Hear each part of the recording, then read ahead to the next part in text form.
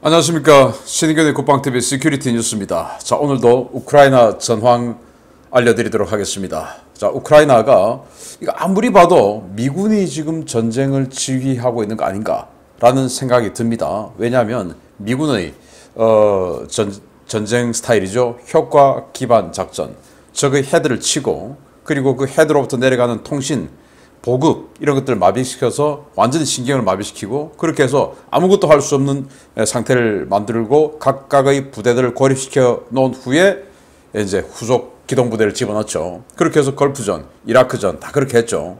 그걸 지금 우크라이나가 수행하고 있다. 이 미군의 효과 기반 작전, 마비전 이걸 하고 있다. 이거 공산권 군대에서 그 출신이 이런 거 배우지도 않았을 텐데 또 이런 자산도 없을 텐데 이걸 어떻게 하냐? 미군이 뒤에서 지금 이 리모컨으로 작동하고 있는 거 아니냐라는 그런 내용 알아보겠고요. 그리고 정말 놀라운 게 이 러시아군 최고 수뇌부에 스파이가 있었다라는 겁니다. 그래서 사전에 정보가 지금 뭐 왕창 누출됐었다는 겁니다. 작전 계획까지. 그 소식까지 알아보도록 하겠습니다. 신인근의 국방TV 구독, 알림, 좋아요 눌러주십시오. 전과를 보겠는데요. 병력은 전일 대비 200명 추가 사살, 계속 뭐 이렇게 150명, 200명 추가 사살하고 있습니다. 전차는 세대 격파, 전차는 적지요. 장갑차는 17대 격파, 차량은 7대 격파. 장갑차가 꽤 많습니다. 자, 이게 전부 바흐무트, 솔레다르 이 지역에서 피해 상황이라고 합니다. 러시아군이. 그리고 야포가 무려 17문인데 하루에 거의 뭐 한 개 대대가 포병대대가 날아가 버렸죠. 이건 어디냐면은 크라스토로스크 일대에서 격렬한 대화력전을 하고 있는데 여기에서 러시아군이 이제 찔끔찔끔 포를 쏘고 있는 것을 우크라이나군이 화끈하게 그냥 이 러시아군 거의 뭐 대대급의 포병을 하루에 격파를 했다고 합니다. 다련장 로켓도 2문 격파, 그리고 전투기 한 대 격추, 헬리콥터 공격 헬기라고 하네요. 기종은 안 나왔습니다. 한 대 격추, 무인 항공기 한 대 격추 등의 전과가 있고 전투기 한 대가 격추가 됐다고 하는데 이게 아마 제공 전투기 같은 게 아니고 지상 공격용 수호이-25 같은 또는 수호이-24 같은 이런 공격기가 격추가 된 거 아니냐라고 생각이 되네요. 자, 전선 상황을 보면 유엔과 이 나토가 자포리자 원전에 IAEA 긴급 사찰이 필요하다. 야, 이게 지금 유엔 총장 그리고 나토 이런 데서 계속 자포리자 원전에 대한 우려를 표하는 거 보면 사실 우리가 생각하는 것보다 우리가 느끼고 있는 것보다 훨씬 더 심각한 상황인 것 같은데 좀 이따 자세히 설명드리겠습니다. 그리고 발트 3국이죠. 그 발트 3국 에스토니아, 라트비아, 리투아니아 이 3국이 있는데 그 중에서 중간에 있는 라트비아에서 작은 나라죠. 바락타르 무인기를 사라고 성금을 30만 유로 전달했다. 근데 사실 이 30만 유로 가지고 바락타르 TB2 무인기 한 대도 못 사죠. 그렇지만은 작은 나라에서 또 러시아와 국경을 직접 마주하고 있는 나라에서 이런 성의를 표했다고 하는 것은 정말 큰 심정적인 힘이 되는 겁니다. 러시아가 하르키우 소재의 어린이집이 입주되어 있는 아파트를 집중 포격했다. 우리도 아파트에 일부 아파트에 어린이집 1층에 있는 아파트들 있지 않습니까? 요즘 짓는 아파트들. 그런 걸 때렸다라는 거예요. 그리고 또 러시아가 하르키우에 있는 장애인 기숙사 학교를 기숙사 학교죠. 미사일로 때려서 현재 사망자가 지금 시신 6구를 찾아냈는데 아마 더 있을지도 모르겠죠. 이제 메모리 됐으니까. 그런데 자기네들은 뭐 다른 데인 줄 알고 때렸다 또는 뭐 잘못 날아갔다 이렇게 이야기할 수 있겠지만 제가 봤을 때 이건 잘못 때린 게 아니에요. 왜냐? 하르키우는 국경 인근에 있는 도시예요. 그러면 단거리 미사일 쐈다라는 말이 되겠죠. 단거리 미사일이 아파트 단지를 다른 데를 때릴 정도로 그렇게 오차가 크지 않아요. 그 말은 알고 때렸다는 겁니다. 그래서 전후에 이 장애인 기숙사 학교 때린 이 자들, 명령 내린 자, 버튼 누른 자 반드시 찾아내어서 사형에 처해야 되지 않나라는 생각을 합니다. 우크라이나 정보국이 우크라이나 특수부대가 러시아군의 전략 전자전 장비를 파괴했다. 그러니까 뭐 제밍하고 하는 그런 장비를 파괴했다. 뭐 이렇게 되면 우크라이나군의 미사일 공격 그리고 대지상 폭격 이런 것들의 정밀도가 훨씬 더 올라가게 되고 또 통신도 훨씬 더 자유롭게 되고 하는 그런 우크라이나군의 전력 상승 효과가 있게 되겠네요. 그리고 우크라이나가 포로가 이제 넘쳐난다. 제발 포로 좀 교환하자. 라고 하는데 러시아가 응하지 않고 있다는 겁니다. 러시아는 포로가 별로 없겠죠. 상대적으로. 우크라이나는 포로가 지금 너무너무 많죠. 왜? 헤르손에서 지금 얼마나 많은 포로가 매일매일 생기고 있겠습니까? 그래서 좀 제발 좀 교환 좀 하자 하는데 러시아 같은 경우는 교환할 포로가 마리우폴이나 이런 데서 포로로 잡은 그 아조우 연대 이런 그 병력들이 주 아니겠습니까? 그들을 내주기 아깝다는 거죠. 러시아 입장에서는. 그러니까 또 뭐 탈영하다가 잡힌 놈 필요 없어. 이렇게 되는 상황인데 이런 것들이 전부 나중에 이 포로들의 부모, 포로들의 또 가족들에게 알려져서 자기 국민을 이런 식으로 내팽개치고 있는 러시아 정부의 행태에 대한 심판의 하나의 소재가 되기를 기대합니다.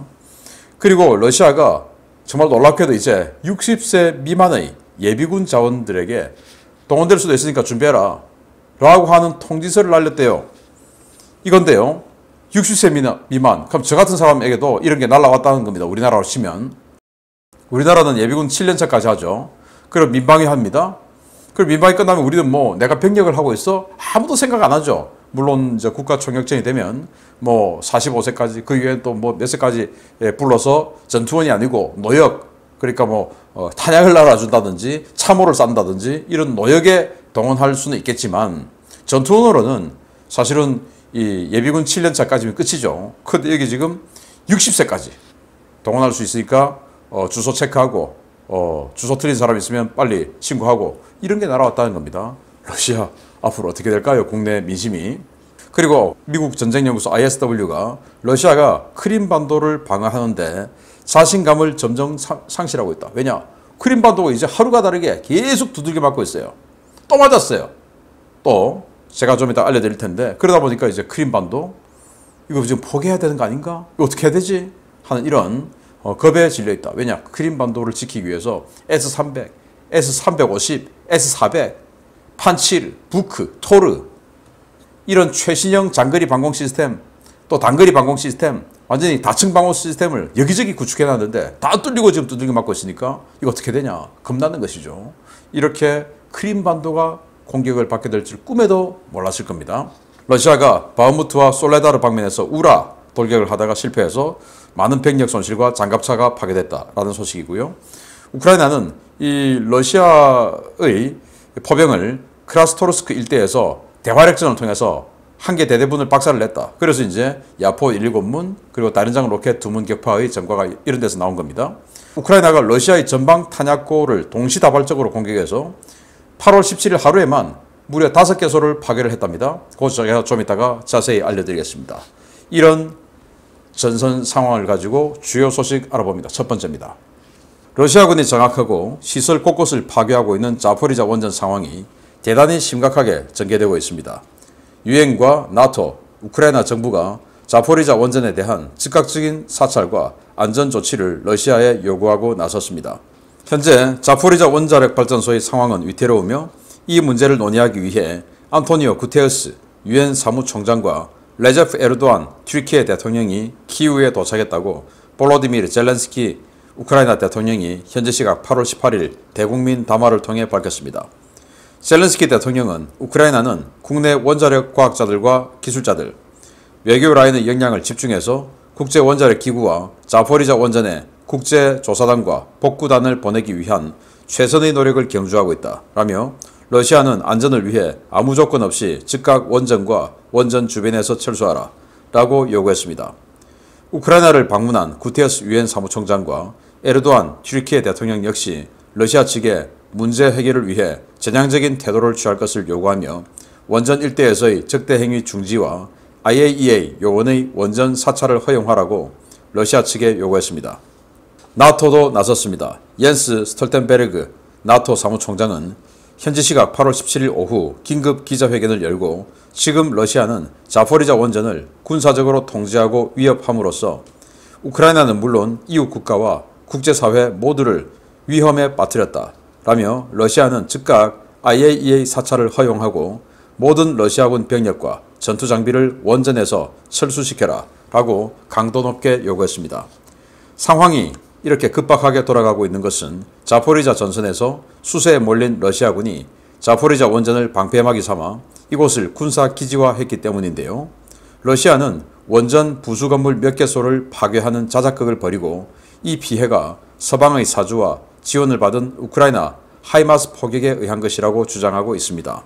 자포리자 원전에 주둔 중인 러시아군 사령관은 최악의 명령이 내려와도 목숨을 걸고 이를 이행할 준비가 되어 있다 라며 여차하면 원자로 시설에서 자폭할 수도 있다고 우크라이나를 협박하고 있는데요.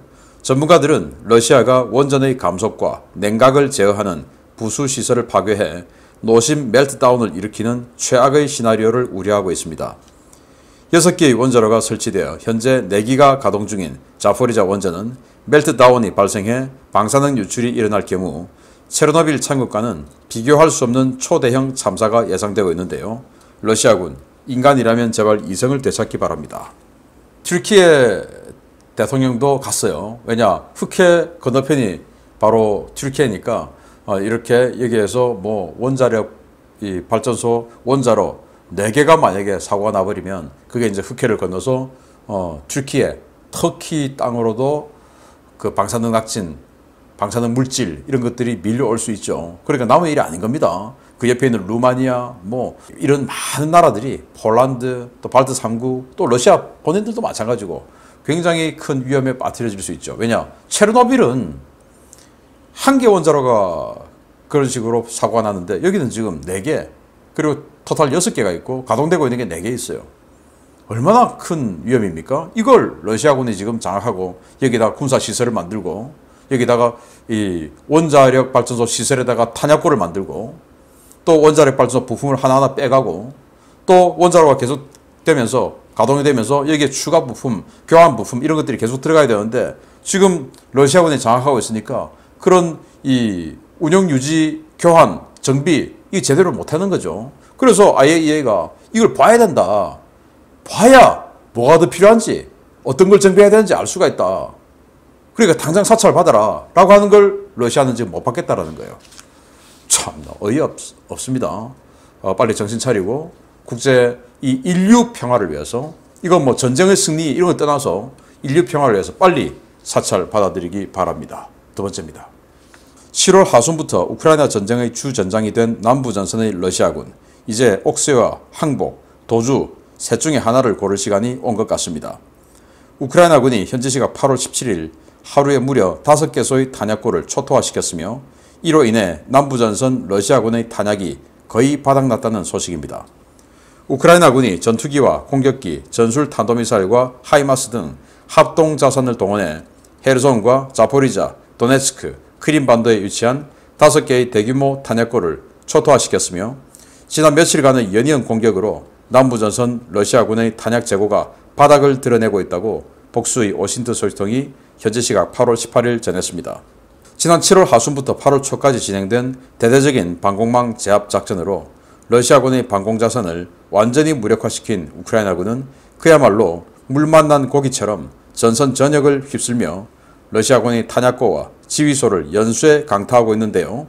8월 17일에는 헤르손과 자포리자, 도네츠크, 크림반도 4개 지역에서 총 5개의 대형 탄약고가 공습이나 미사일 피격으로 파괴됐습니다. 우크라이나군의 발표와 워싱턴 소식통들의 리포트, 나사 위성의 화재 감지 데이터 등을 종합한 결과 우크라이나군은 8월 17일 하루에 헤르손주의 노바카우프카 댐 인근의 비밀 탄약고 1개소, 자포리자 남부의 키릴리우카와 야키미우스키, 크림반도의 아조스크, 도네츠크의 암브로시우카 등 5개소의 탄약고를 초토화시켰습니다. 우크라이나는 크림반도의 주요 공군기지와 기차역을 연쇄 타격하고 멜리토폴은 물론 멜리토폴로 이어지는 철도와 교량, 송전탑을 차례로 파괴해서 남부전선 러시아군의 전쟁 수행 능력을 마비시키기 시작했는데요. 후방의 물류 허브와 교통로가 파괴된 상태에서 이루어진 전선 탄약고 연쇄 타격으로 최일선 러시아군의 탄약 재고는 바닥으로 떨어지게 됐습니다. 본격적인 전투가 벌어지기 전에 적의 군수보급 체계와 지휘 체계를 파괴하는 마비전 전략은 무기 체계와 C4ISR 전력의 전반적인 우위가 담보되어야만 가능해서 현대전에서는 미군의 전유물로 인식되어 왔는데요. 이번 전쟁을 전후로 미군의 지원과 코칭을 받은 우크라이나군은 세계 2위 군사대국이라는 러시아군을 상대로 효과적인 마비전을 수행하여 전선의 러시아군을 그야말로 유린하고 있습니다. 워싱턴 소식통들은 우크라이나군의 이런 마비전 수행은 한동안 계속될 것이고 이를 통해 전선의 러시아군이 완전히 전투 능력과 의지를 상실했을 때 기동부대의 대규모 공세가 있을 것이라고 보고 있는데요. 러시아군 이제 항복과 옥쇄, 도주 중에 하나를 선택할 시간이 온 것 같습니다. 여러분들 이라크전 또 그 이전에 걸프전 기억하실 겁니다.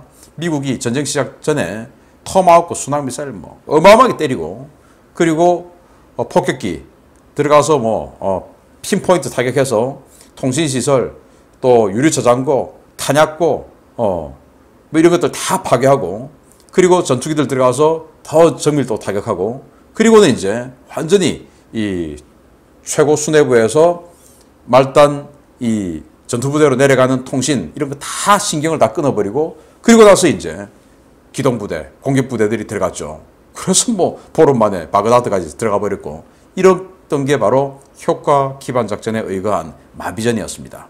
그걸 지금 우크라이나가 하고 있는 것이죠. 처음에는 이제 이 막아내는 청야 전술을 통해서 러시아군을 끌어들여서 이제 막아내는 전술이었고 이제 하이마스가 들어가면서 이 전선 주변에 있는 탄약고 추진 탄약고를 깨뜨렸습니다. 그래서 이 일선 이 기동부대, 공격부대들의 공격력의 예봉을 꺾어버렸죠. 그리고 이제 에이테킴스 300km 날아가는 에이테킴스가 들어오면서부터 이제는 후방의 지휘시설 탄약고를 때리고 있는 거예요.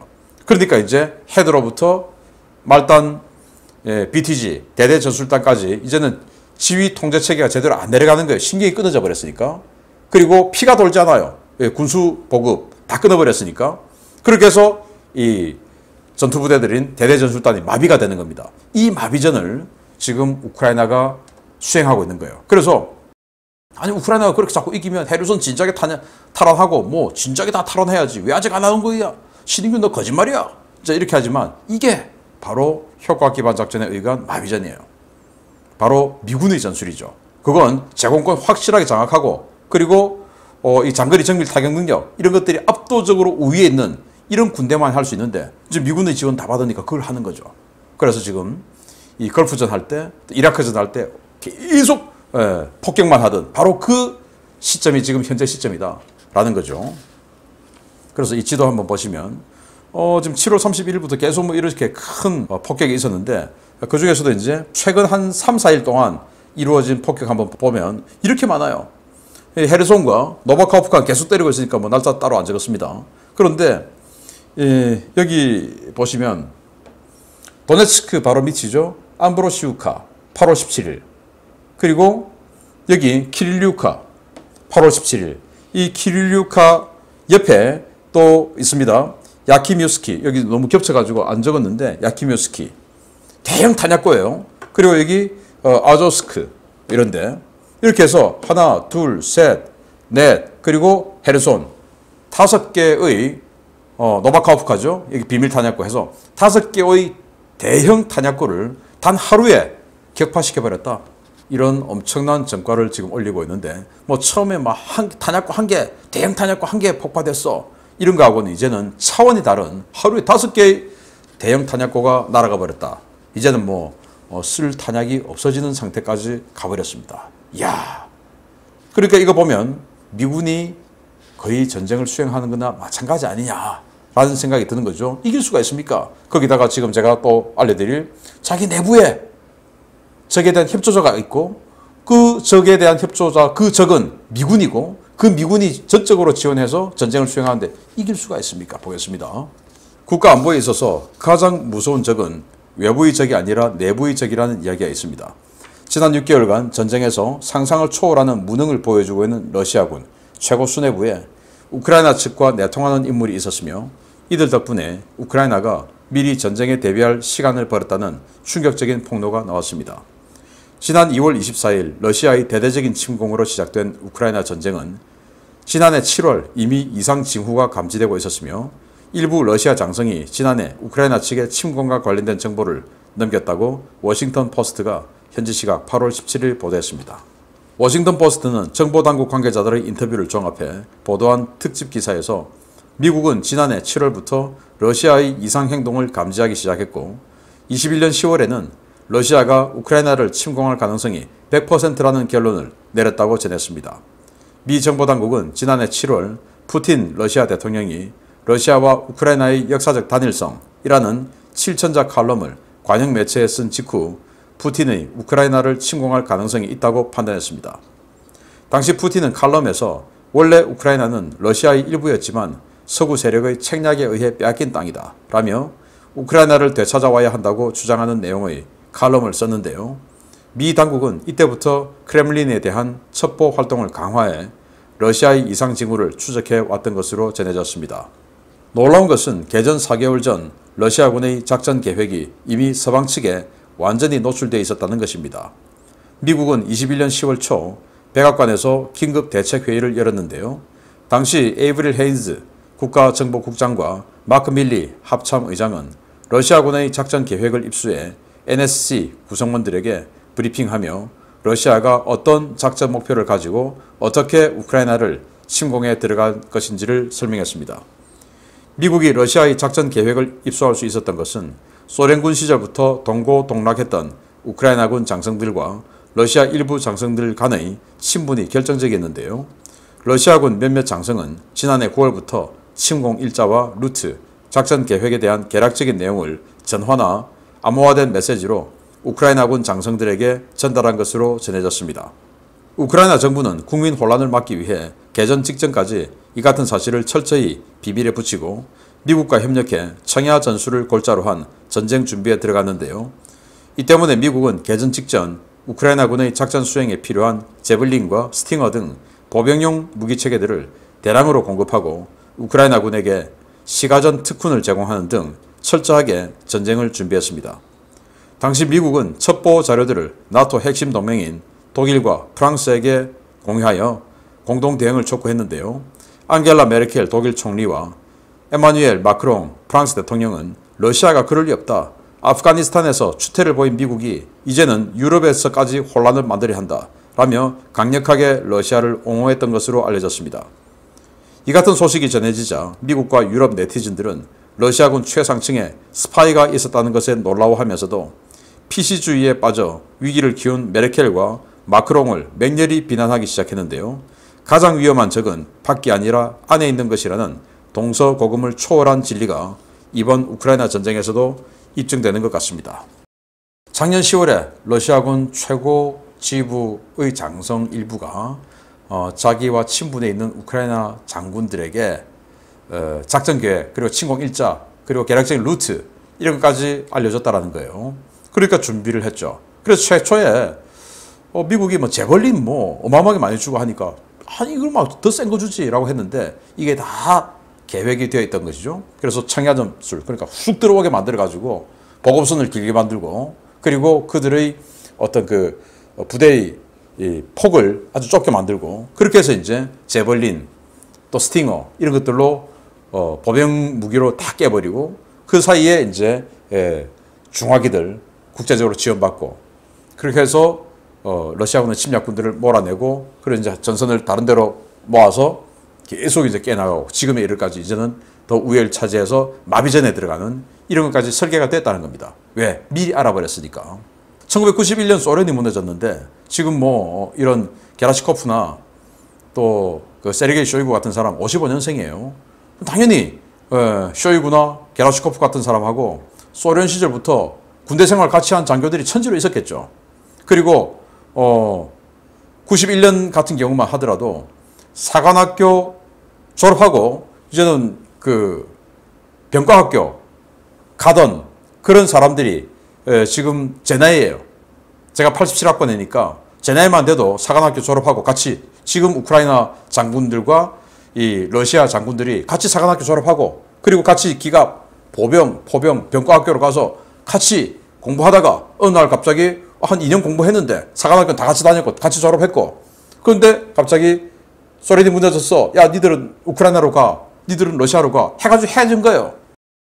그리고 그동안 적국으로 살았습니까? 평소에도 계속 휴가 때는 만났을 거고 안부 전화하고 그러고 살았겠죠.